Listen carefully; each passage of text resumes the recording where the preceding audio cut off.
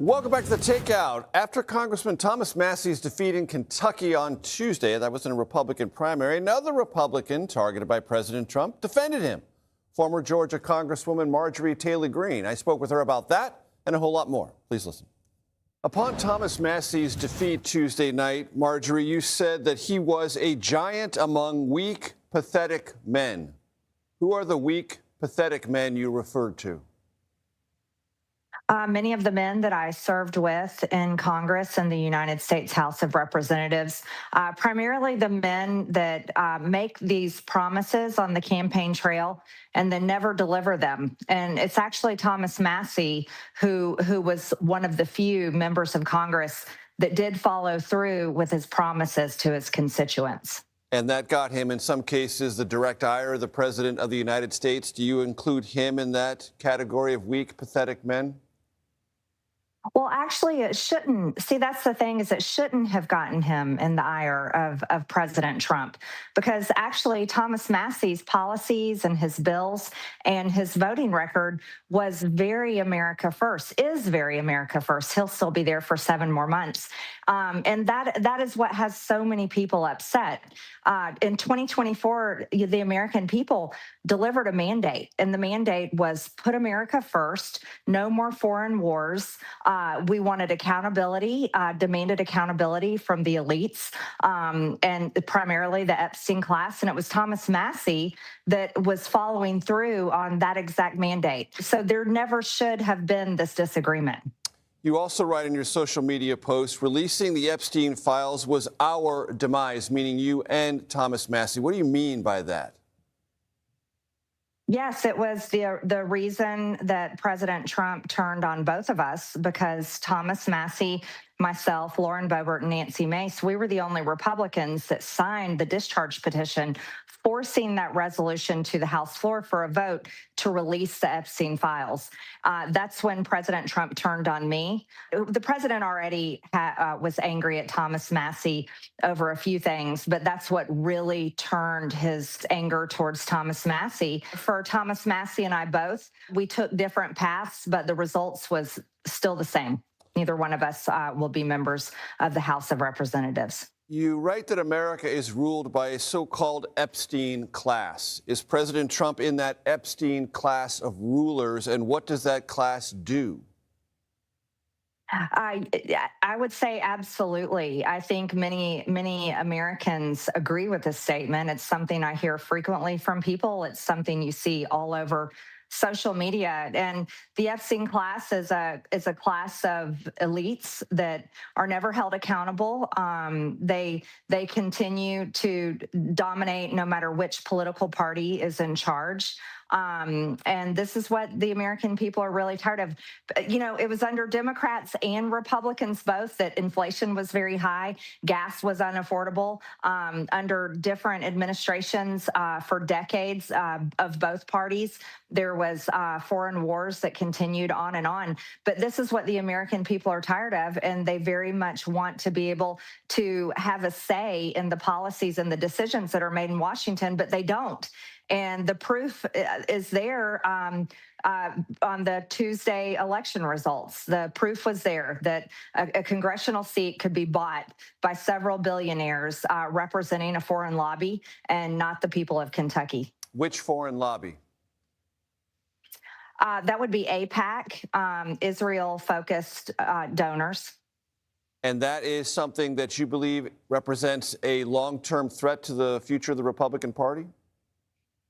I think anytime you have donors, billionaires that are donating and focused on congressional seats or any type of political seat, and their interest is for a foreign country, that can be any foreign country, that can be any foreign country in the world, I think that is a direct threat to the American people. I do.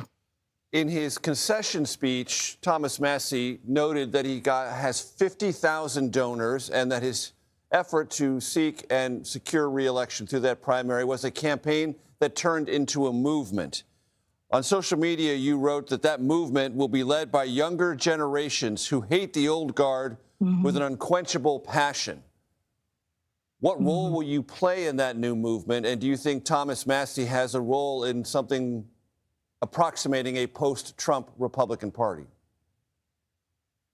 This movement that I was speaking of and that Thomas Massie talked about.